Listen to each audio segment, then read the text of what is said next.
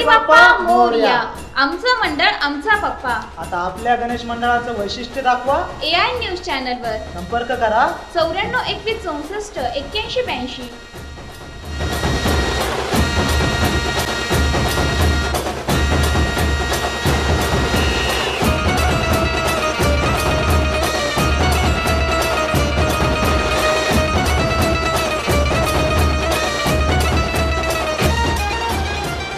सध्या राज्यभरात डेंग्यूने थैमान घातले, त्यामुळे मनपाच्या आरोग्य विभागाने सतर्क राहावं अशी सूचना मनपा आयुक्त प्रकाश महाजन यांनी केली आहे.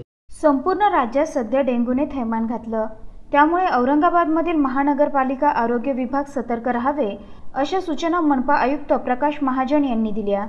शुक्रवारी शहरात जोरदार पाऊस झाला, त्यामुळे ठिकठिकाणी पाण्याचे डबके साचले आहेत. ज्या वसाहतीत पाण्याचे डबके साचले तेथे डेंग्यूच्या डासांची उत्पत्ती होण्याचे संकेत आहेत.